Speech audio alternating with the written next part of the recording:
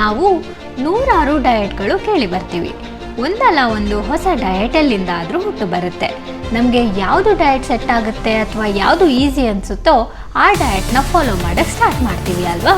ಹಾಗೂ ಶಾರ್ಟ್ಕಟ್ಟಲ್ಲಿ ಆನ್ಲೈನಲ್ಲೇ weight loss, diabetes, thyroid ಕಾಯಿಲೆಗಳನ್ನ ಹೇಗೆ ಕಡಿಮೆ ಮಾಡಬೇಕು ಅಂತ ಯಾರು ಯೋಚಿಸ್ತಿದ್ದಾರೋ ಅವರಿಗೆ ಈ ವಿಡಿಯೋ ಅತಿ ಅವಶ್ಯಕ.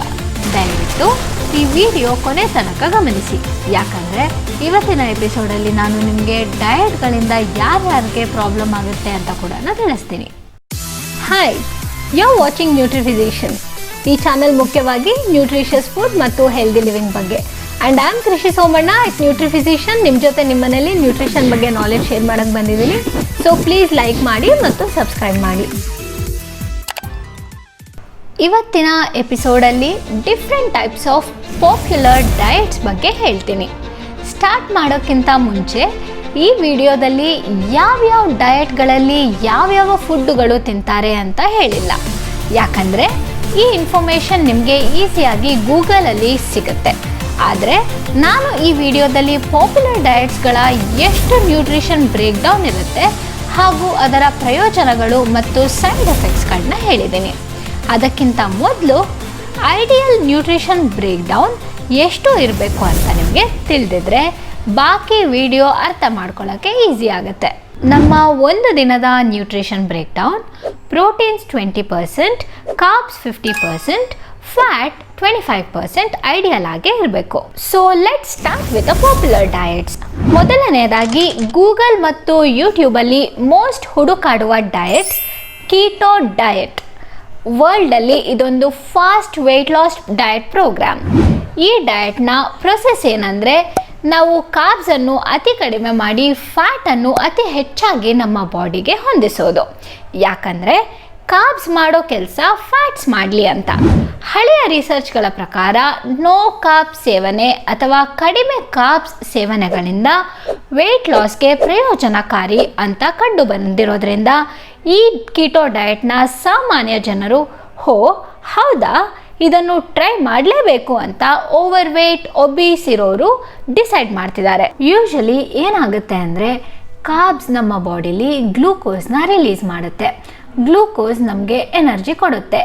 ಆದರೆ ಕೀಟೋ ಪ್ರೊಸೆಸ್ನಲ್ಲಿ ಕಾರ್ಬ್ಸ್ ಕಡಿಮೆ ಮಾಡಿ ಫ್ಯಾಟ್ಸ್ ಜಾಸ್ತಿ ಮಾಡೋದ್ರಿಂದ ದೇಹದಲ್ಲಿ ಇರುವ ಎಕ್ಸಿಸ್ಟಿಂಗ್ ಫ್ಯಾಟ್ಸ್ಗಳು ಬ್ರೇಕ್ ಡೌನ್ ಆಗಿ ಕೀಟೋನ್ಸ್ ಅನ್ನುವ ಸಬ್ಸ್ಟೆನ್ಸ್ನ ರಿಲೀಸ್ ಮಾಡುತ್ತೆ.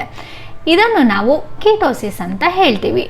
ಬಾಡಿಗೆ ಬೇಕಾಗಿರುವ ಎನರ್ಜಿ ಈ ಕೀಟೋನ್ ಸಪ್ಲೈ ಮಾಡಿದಾಗ ಎಕ್ಸಿಸ್ಟಿಂಗ್ ಫ್ಯಾಟ್ಸ್ ಬರ್ನ್ ಆಗೋಕ್ಕೆ ಸ್ಟಾರ್ಟ್ ಆಗುತ್ತೆ. ಕೀಟೋ ಡಯಟ್ನ ಮೈಕ್ರೋನ್ಯೂಟ್ರಿಯೆಂಟ್ಸ್ ಬ್ರೇಕ್ ಡೌನ್ ಹೀಗಿದೆ: ಪ್ರೋಟೀನ್ಸ್ 20%, ಕಾರ್ಬ್ಸ್ 10%, ಫ್ಯಾಟ್ 70%, ±5% ವೇರಿಯೇಷನ್ ಆಗುತ್ತೆ. ಕೀಟೋಯಿಂದ ಕೆಲವು ಹೆಲ್ತ್ ಕಂಡೀಷನ್ಸ್ ಕೂಡ ಸರಿ ಹೋಗಿದೆ, like cardiovascular disease, metabolic syndrome. ಮಕ್ಕಳಲ್ಲಿ ಹಾಗೂ ದೊಡ್ಡವರಲ್ಲಿ ಎಪಿಲೆಪ್ಸಿ ಕೂಡ ಕಡಿಮೆ ಆಗಿದೆ ಅಂತ ರಿಸರ್ಚ್ಗಳಲ್ಲಿ ಕಂಡು ಬಂದಿರೋದ್ರಿಂದ ಡಾಕ್ಟರ್ಸ್ಗಳು ಕೀಟೋ ಡಯಟ್ನ ಪ್ರಿಸ್ಕ್ರೈಬ್ ಮಾಡಿದ್ದಾರೆ. ಕೆಲವು ಡಯಟಿಷಿಯನ್ಸ್ ಕೀಟೋ ಡಯಟ್ನ ಇನ್ಸುಲಿನ್ ಪ್ರೊಡ್ಯೂಸ್ ಆಗುತ್ತೆ ಅಂತ ಟೈಪ್ 2 ಡಯಾಬಿಟೀಸ್ ಇರೋರಿಗೆ ರೆಕಮೆಂಡ್ ಮಾಡ್ತಾ ಇದ್ದಾರೆ. ಆದರೆ ಇದು ಅಷ್ಟು ಎಫೆಕ್ಟಿವ್ ಇರೋದಿಲ್ಲ ಅಂತ ಹೊಸ ಸೈಂಟಿಫಿಕ್ ಎವಿಡೆನ್ಸ್ಗಳಲ್ಲಿ ಕಂಡು ಬಂದಿದೆ. ಇನ್ನು ಕೀಟೋನ ಸೈಡ್ ಎಫೆಕ್ಟ್ಸ್ ಏನಂದರೆ, ಕೀಟೋ ಫ್ಲೂ ಆಗುವ ಸಾಧ್ಯತೆ ಇದೆ. ಅಂದರೆ ವಾಮಿಟಿಂಗ್ ಸೆನ್ಸೇಷನ್, ಆಯಾಸ ಹಾಗೂ ಆಲಸ್ಯ ಮತ್ತು diarrhoea. Type 1 or type 2 diabetes ಇರೋರು ಈ ಡಯಟ್ನ ಮಾಡಲೇಬಾರ್ದು, ಯಾಕಂದರೆ ಕೀಟೋ ಆಸಿಡೋಸಿಸ್ ಆಗುವ ಸಾಧ್ಯತೆ ಇದೆ. ಮಾಡಿದ್ರೂ ಡಾಕ್ಟರ್ ಅಥವಾ ಡಯಟಿಷಿಯನ್ ಸೂಪರ್ವಿಷನಲ್ಲಿ ಮಾಡಬೇಕು. ಹಾಗೆ ಮಾಡಿಲ್ಲ ಅಂದರೆ ಕೋಮಾ ಬಂದು ಮರಣ ಹೊಂದುವ ಸಾಧ್ಯತೆ ಕೂಡ ಇದೆ. ಸಕ್ಸಸ್ಫುಲ್ ಕೀಟೋ ಮಾಡಿದ್ಮೇಲೂ ನೀವು ವಾಪಸ್ ಕಾರ್ಬ್ಸ್ ತಗೊಳ್ಳೋಕ್ಕೆ ಸ್ಟಾರ್ಟ್ ಮಾಡ್ತೀರಾ, ಆವಾಗ ನಿಮಗೆ ವೇಟ್ ಗೇನ್ ಆಗುವ 100% ಚಾನ್ಸಸ್ ಇದೆ. ಕೀಟೋ ಡಯಟಲ್ಲಿ ಫ್ಯಾಟ್ಸ್ಗಿಂತ ಮಸಲ್ ಮಾಸ್ ಜಾಸ್ತಿ ಬರ್ನ್ ಆಗುತ್ತೆ, ಹಾಗಾಗಿ ನಿಮ್ಮ ಮೆಟಬಾಲಿಸಮ್ಗೆ ಎಫೆಕ್ಟ್ ಬೀಳುತ್ತೆ. ಕೀಟೋ ಡಯಟ್ ಒಳ್ಳೆಯದು ಅಂತ ಅಂದ್ಕೊಂಡಿದ್ರೆ ನೀವು ವಿಡಿಯೋ ಲಾಸ್ಟಲ್ಲಿ ಕೇಳುವ ಕ್ವೆಶನ್ಗಳನ್ನು ಉತ್ತರಿಸಿಕೊಳ್ಳಿ. ಎರಡನೆಯ ಪಾಪ್ಯುಲರ್ ಡಯಟ್ ಇಂಟರ್ಮಿಟೆಂಟ್ ಫಾಸ್ಟಿಂಗ್. ಇದನ್ನು 16-8 ಪ್ಲಾನ್ ಅಂತಾನೂ ಕರೀತಾರೆ. ಈ ಡಯಟ್ನಲ್ಲಿ 24 ಗಂಟೆಯ 16 ಅವರ್ಸ್ ಉಪವಾಸ ಇದ್ದು 8 ಅವರ್ಸ್ನಲ್ಲಿ ಊಟ ತಿನ್ನಬಹುದು.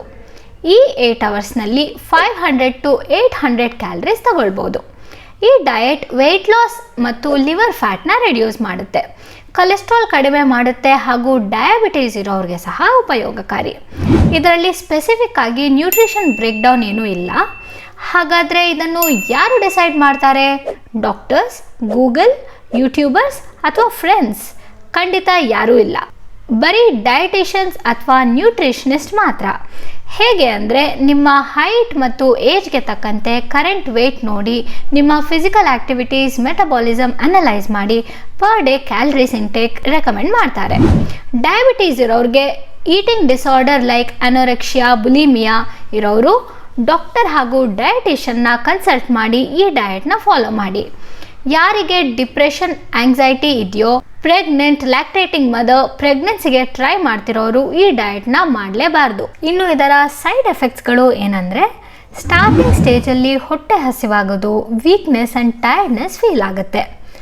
ಆ 8 ಅವರ್ ವಿಂಡೋ ಅಲ್ಲಿ ಜಾಸ್ತಿ ತಿನ್ನೋದು, ನಾನ್ ನ್ಯೂಟ್ರಿಷನಲ್ ಅಥವಾ ಅನ್ಹೆಲ್ದಿ ಫುಡ್ ತಿನ್ನುವ ಸಾಧ್ಯತೆ ಇದೆ.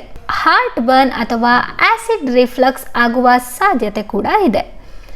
ಆರ್ಥೋರೆಕ್ಸಿಯಾ ಅಂದರೆ ಕಂಪಲ್ಸರಿ ಇಂಗ್ರೀಡಿಯೆಂಟ್ ಲಿಸ್ಟ್ ಚೆಕ್ ಮಾಡೋದು, ನ್ಯೂಟ್ರಿಷನ್ ಲೇಬಲ್ಸ್ ನೋಡೋದು, ಕೆಲವು ಫುಡ್ ಗ್ರೂಪ್ಸ್ ಮಾತ್ರ ಡಯಟಲ್ಲಿ ಇನ್ಕ್ಲೂಡ್ ಮಾಡೋದು, ಬೇರೆಯವರು ಏನು ಡಯಟ್ ಫಾಲೋ ಮಾಡ್ತಾರೆ ಅನ್ನೋದು ನೋಡೋದು, ಸೋಷಿಯಲ್ ಮೀಡಿಯಾಗಳಲ್ಲಿ ಹೆಲ್ದಿ ಫುಡ್ಸ್ಗಳ ಬಗ್ಗೆ ಅಬ್ಸೆಸ್ ಆಗಿರೋದು.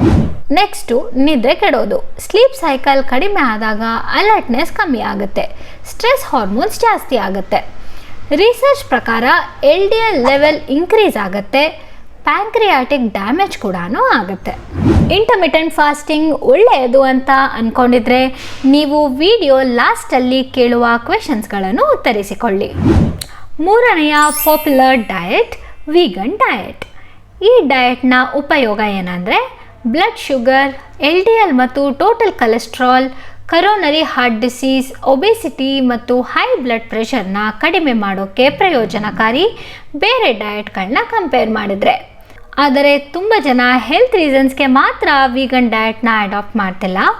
ಪರಿಸರ, ನೈತಿಕ ಹಾಗೂ ಸಹಾನುಭೂತಿ ಕಾರಣಗಳಿಂದ ಈ ಡಯಟ್ನ ಫಾಲೋ ಮಾಡ್ತಾ ಇದ್ದಾರೆ. ಫಿಸಿಕಲ್ ಆ್ಯಂಡ್ ಮೆಂಟಲ್ ಹೆಲ್ತ್ಗೂ ಒಳ್ಳೆಯದು ಅಂತ ವೀಗನ್ ಡಯಟ್ನ ಫಾಲೋ ಮಾಡ್ತಾ ಇದ್ದಾರೆ. ಇದರಿಂದ ಸ್ಲಿಮ್ಮರ್ ವೇಸ್ಟ್ಲೈನ್ ಕೂಡ ಅಚೀವ್ ಆಗುತ್ತೆ. ಆದರೆ ಕೆಲವು ಕೇಸಸ್ಗಳಲ್ಲಿ ನ್ಯೂಟ್ರಿಯೆಂಟ್ ಡಿಫಿಷಿಯನ್ಸೀಸ್ ಆಗುವ ಸಾಧ್ಯತೆಗಳು ಕೂಡ ಇದೆ. Like inadequate blood levels of vitamin B12, vitamin D, long chain omega 3s, iodine, iron, calcium and zinc. ಆದ್ದರಿಂದ ಅಡಿಷನಲ್ ಸಪ್ಲಿಮೆಂಟ್ಸ್ಗಳು ಈ ಡಯಟಲ್ಲಿ ಅತಿ ಅವಶ್ಯಕ. ವೀಗನ್ ಡಯಟಲ್ಲಿ ಹಲವಾರು ವಿಧವಾದ ಡಯಟ್ ರೀತಿಗಳು ಇರೋದ್ರಿಂದ ಅವರ ಬಾಡಿ ಹಾಗೂ ಮೆಡಿಕಲ್ ಕಂಡೀಷನ್ಗೆ ತಕ್ಕಂತೆ nutritional break down changes ಮಾಡ್ಕೊಳ್ಬೇಕಾಗತ್ತೆ.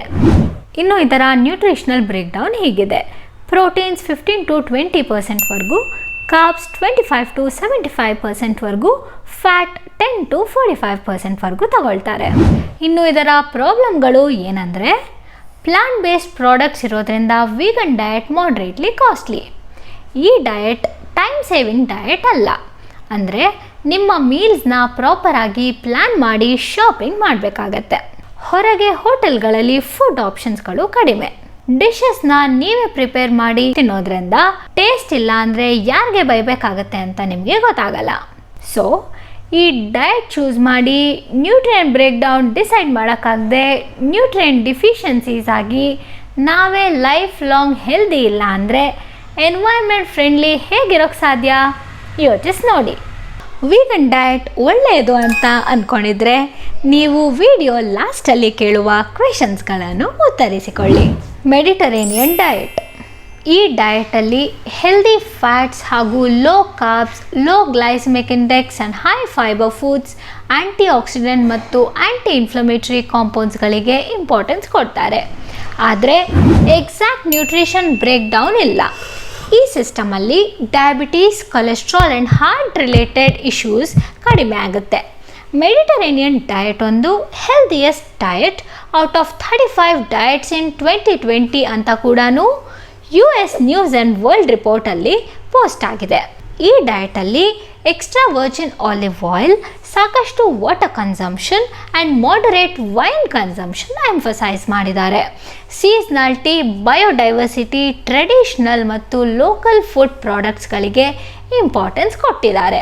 Mediterranean ಡಯಟಲ್ಲಿ ಕೆಲವು ಹೆಲ್ತ್ ಪ್ರಾಬ್ಲಮ್ಸ್ಗಳು ಏನಾಗ್ಬೋದು ಅಂದರೆ, ಆಲಿವ್ ಆಯಿಲ್ ಆ್ಯಂಡ್ ನಟ್ಸಲ್ಲಿ ಫ್ಯಾಟ್ ಸೇವಿಸೋದ್ರಿಂದ ಕೆಲವರಿಗೆ ವೆಯ್ಟ್ ಗೇನ್ ಆಗುವ ಸಾಧ್ಯತೆ ಇದೆ. ಈ ಡಯಟಲ್ಲಿ ಲೋವರ್ ಲೆವೆಲ್ ಆಫ್ ಅಯನ್ ಸೇವನೆ ಕಂಡುಬಂದಿದೆ. ಹಾಗಾಗಿ ಅಡಿಷ್ನಲ್ ಅಯನ್ ಇರುವ ಸಾಮಗ್ರಿಗಳು ಅಥವಾ ವಿಟಮಿನ್ ಸಿ ಸೇವನೆ ಹೆಚ್ಚಾಗಿ ಮಾಡಿದರೆ ಅಯನ್ ನಮ್ಮ ಬಾಡಿಗೆ ತಲುಪುತ್ತೆ. ಡೈರಿ ಪ್ರಾಡಕ್ಟ್ಸ್ ಕಡಿಮೆ ಸೇವನೆಯಿಂದ ಕ್ಯಾಲ್ಶಿಯಂ ಡಿಫಿಷಿಯನ್ಸಿ ಪಾಸಿಬಿಲಿಟೀಸ್ ಇದೆ. ಸೊ ಡಾಕ್ಟರ್ನ ಕನ್ಸಲ್ಟ್ ಮಾಡಿ ಸಪ್ಲಿಮೆಂಟ್ಸ್ನ ತಗೊಳ್ಬೇಕಾಗತ್ತೆ.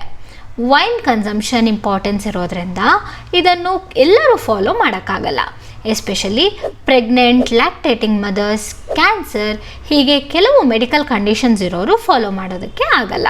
ಹಾಗಾಗಿ ಮೆಡಿಟರೇನಿಯನ್ ಡಯಟ್ ರೂಲ್ಸ್ನ 100% ಫಾಲೋ ಮಾಡೋದು ಸೂಕ್ತ ಅಲ್ಲ. ಮೆಡಿಟರೇನಿಯನ್ ಡಯಟ್ ಒಳ್ಳೆಯದು ಅಂತ ಅಂದ್ಕೊಂಡಿದ್ರೆ ನೀವು ವಿಡಿಯೋ ಲಾಸ್ಟಲ್ಲಿ ಕೇಳುವ ಕ್ವೆಶನ್ಸ್ಗಳನ್ನು ಉತ್ತರಿಸಿಕೊಳ್ಳಿ. ಡ್ಯಾಶ್ ಡಯಟ್ ಅಂದರೆ dietary approaches to stop hypertension.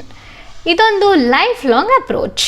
Hyper ಟೆನ್ಷನ್ನ ವಿತೌಟ್ ಮೆಡಿಸಿನ್ ಟ್ರೀಟ್ ಮಾಡೋದಕ್ಕೆ ಅಥವಾ ಕಂಪ್ಲೀಟ್ಲಿ ಅವಾಯ್ಡ್ ಮಾಡೋದಕ್ಕೆ ಈ ಡಯಟ್ನ ಫಾಲೋ ಮಾಡ್ತಾರೆ. ಡ್ಯಾಶ್ ಡಯಟ್ನಲ್ಲಿ ಸೋಡಿಯಂ ಇಂಟೇಕ್ ಕಡಿಮೆ ಮಾಡಿಸಿ ನ್ಯೂಟ್ರಿಯೆಂಟ್ ರಿಚ್ ಫುಡ್ಗಳ ಜೊತೆಗೆ ಕಾಂಬಿನೇಷನ್ ಮಾಡಿದರೆ ಸಿಸ್ಟಾಲಿಕ್ ಬ್ಲಡ್ ಪ್ರೆಷರ್ನ 2 ರಿಂದ 3 ವಾರದಲ್ಲಿ ಕೆಲವು ಪಾಯಿಂಟ್ಸ್ ಕಡಿಮೆ ಮಾಡಿಸುತ್ತೆ. Osteoporosis, cancer, heart disease, stroke, ಡಯಾಬಿಟೀಸ್ಗಳಿಗೆ ಈ ಡಯಟ್ ರೆಕಮೆಂಡ್ ಮಾಡಲಾಗುತ್ತೆ. ಇದು ಫಾಸ್ಟ್ ವೆಯ್ಟ್ ಲಾಸ್ ಪ್ರೋಗ್ರಾಮ್ ಅಲ್ಲ, ಯಾಕಂದರೆ ಯೂಶಲಿ ಇದಕ್ಕೆ ಅಪ್ರಾಕ್ಸಿಮೇಟ್ಲಿ 2000 ಕ್ಯಾಲರೀಸ್ ಸೇವನೆ ಮಾಡಲಾಗುತ್ತದೆ. ಇನ್ನು ಇದರ ಪ್ರಾಬ್ಲಮ್ಸ್ಗಳು ಏನಂದರೆ, ಸಾಲ್ಟ್ ಸೇವನೆ ಅತಿ ಕಡಿಮೆ ಇರೋದ್ರಿಂದ ಕೆಲವು ಜನಗಳಿಗೆ ಲೈಫ್ ಲಾಂಗ್ ಫಾಲೋ ಮಾಡೋಕ್ಕೆ ಕಷ್ಟ ಆಗ್ಬೋದು. ತುಂಬ ಫುಡ್ಗಳ ನ್ಯೂಟ್ರಿಯೆಂಟ್ಸ್ಗಳ ಬಗ್ಗೆ ಟ್ರ್ಯಾಕಿಂಗ್ ಮಾಡಬೇಕಾಗತ್ತೆ. ಈ ಡಯಟ್ ಕೂಡ ಟೈಮ್ ಸೇವಿಂಗ್ ಡಯಟ್ ಅಲ್ಲ. ನಿಮ್ಮ ಮೀಲ್ಸ್ನ ಪ್ರಾಪರಾಗಿ ಪ್ಲ್ಯಾನ್ ಮಾಡಿ ಶಾಪಿಂಗ್ ಮಾಡಬೇಕಾಗತ್ತೆ. ಸೊ ಹಾಗಾಗಿ ಈ ಡಯಟ್ ಸ್ಟಾರ್ಟ್ ಮಾಡುವಾಗ ತುಂಬ ಡಿಟರ್ಮೈನ್ಡ್ ಆಗಿ ಇದ್ರೆ ಮಾತ್ರ ಸಾಧ್ಯ. ಡ್ಯಾಶ್ ಡಯಟ್ ಒಳ್ಳೆಯದು ಅಂತ ಅಂದ್ಕೊಂಡಿದ್ರೆ ನೀವು ವಿಡಿಯೋ ಲಾಸ್ಟಲ್ಲಿ ಕೇಳುವ ಕ್ವೆಶನ್ಸ್ಗಳನ್ನು ಉತ್ತರಿಸಿಕೊಳ್ಳಿ. Next, GM diet. ಇದು ಜನರಲ್ ಮೋಟರ್ಸ್ ಅನ್ನುವ ಒಂದು ಕಂಪನಿ 1985 ಅವರ ಎಂಪ್ಲಾಯೀಸ್ಗೆ ಅಪ್ ಟು 7 kgs ರೆಡ್ಯೂಸ್ ಮಾಡೋದಕ್ಕೆ ಇಂಟ್ರೊಡ್ಯೂಸ್ ಮಾಡಿರೋದು. ಇದರಲ್ಲಿ ಕಂಟಿನ್ಯೂಸ್ 7 ಡೇಸ್ ಸ್ಟ್ರಿಕ್ಟ್ ಆಗಿ ಡಿಫ್ರೆಂಟ್ ಫುಡ್ ಗ್ರೂಪ್ಸ್ಗಳನ್ನು ಕವರ್ ಮಾಡಬೇಕು. ಡಿಫ್ರೆಂಟ್ ಫುಡ್ ಗ್ರೂಪ್ಸ್ಗಳು ಯಾವುದೆಲ್ಲ ಅಂದರೆ fruits, vegetables, meat, dairy, cereals, pulses and legumes.